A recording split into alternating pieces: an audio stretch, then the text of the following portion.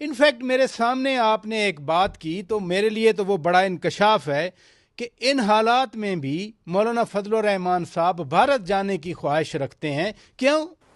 جانا چاہنے میں اور خواہش میں فرق ہے. خواہش یقیناً وہ رکھتے ہیں. اچھا. جانا چاہنا جو ہے وہ اس سے اگلا سٹیپ ہوتا ہے.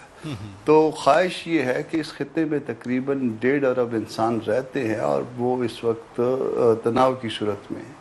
اور اگر 1.5 ارب انسانوں کے درمیان کوئی تناؤ کی صورت ہو اور اس تناؤ کو کم کیا جا سکے اور اس میں مولانا کوئی کردار ادا کر سکیں تو یقیناً ایک بہت بڑی بات ہوگی. اس میں صرف اس وقت جو ریزرویشنز ہیں وہ مودی جی کے حوالے سے ہیں کہ ان کے حوالے سے کچھ ایسی وائبز آتی ہیں جو کہ آپ اس کو پازیٹیو نہیں کہہ سکتے، مگر سٹل جو ہے وہ یہ خواہش ہے جمعیت علماء اسلام پاکستان کی کہ یہ تناؤ 1.5 ارب انسانوں کے درمیان کم کیا جائے اور اس میں کوئی کردار اگر ادا ہو سکتا ہے تو کیا جائے. یہ آپ نے بالکل صحیح کہا کہ 1.5 ارب انسان ہیں، اور مجھے یاد ہے جب 2002-2003 میں اسی طرح کی ٹینشن تھی، اس وقت تو افواج بھی آمنے سامنے تھیں، تو مولانا فضل الرحمان صاحب بھارت تشریف لے گئے تھے.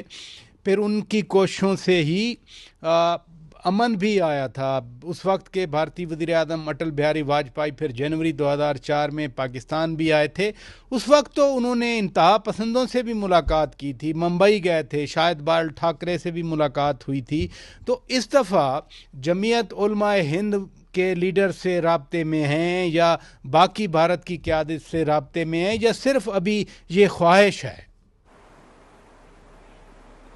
ابھی خواہش کے مرحلے پہ ہے، اور آپ کو یاد ہوگا کہ چند دن پہلے آپ کی موجودگی میں جی میں نے ایک ہندوستانی سفارتکار کو مولانا کا ایک اچھا پیغام جو ہے پہنچا دیا تھا ان کے عوام کے حوالے سے اور امن کے حوالے سے. امن دیکھیے اللہ پاک کی نعمتوں میں سے ایک نعمت ہے، اور اگر یہ نعمت اس میں کوئی کردار ادا کر سکے اس نعمت کو پھیلانے میں، اور وہ اگر مولانا ہوں تو ہمارے لیے یہ بہت اعزاز کی بات ہوگی. اور وہ یہی پیغام آپ اس وقت موجود تھے، شاید مولانا کا پیغام میں نے کنوے کیا تھا کہ مولانا امن چاہتے ہیں، اور دونوں ہمسایوں کے درمیان، کیونکہ ہم ہمسائے بدلی نہیں کر سکتے، ان کے درمیان اچھے تعلقات چاہتے ہیں. اس ٹینس صورتحال کو جس میں لوگ ہاتھ میں لانا بھی شاید پسند نہ کریں اور وہ سپورٹس مین شپ بھی جو نہ بھول جائیں، اس کو ہم سخت ناپسندیدگی کی نظر سے دیکھتے ہیں. یقیناً میں نے وہ آپ کی گفتگو جو انڈین ڈپلومیٹ کے ساتھ تھی میں نے سنی تھی، اس لیے تو میں نے آپ کو زحمت بھی دی اس معاملے پہ. لیکن آج کی صورت حال یہ ہے کہ بھارتی وزیر دفاع راجناتھ سنگھ کہتے ہیں کہ سر کریک سے ہی راستہ کراچی جاتا ہے، یعنی وہ دھمکیاں دے رہے ہیں. بھارت کے اور جو ملٹری عہدیدار ہیں وہ سندور 2 کی بات کر رہے ہیں.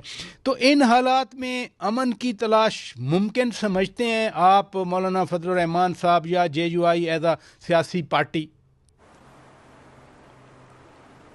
ایک سیاسی جماعت کے لیے، ایک سیاسی پارٹی کے لیڈر کے طور پہ، مولانا کے لیے، میرے لیے ایک سیاسی پولیٹیکل ورکر کے طور پہ یہ بات آج بھی ممکن ہے کہ ہم دونوں ملکوں کے عوام کو آپس میں نزدیک لائیں، ان کے درمیان میں ٹینس ختم کریں، ان کی قیادت کو، دونوں طرف کی قیادت کو یہ سمجھایا جائے کہ امن میں جو ہے وہ ہم سب کا مفاد ہے اور لڑائی میں کسی کا جو ہے بھلا نہیں ہوگا. ہم پہلے بہت پیچھے جا چکے ہیں دنیا سے اور مزید پیچھے چلے جائیں گے.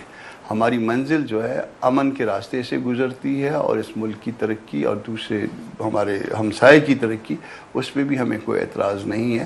ہم دونوں ملکوں کی اور ان کے عوام کی ترقی چاہتے ہیں. ان کے لیے ایک بہتر سفر کی ابتدا کے لیے ہم اپنی کوششوں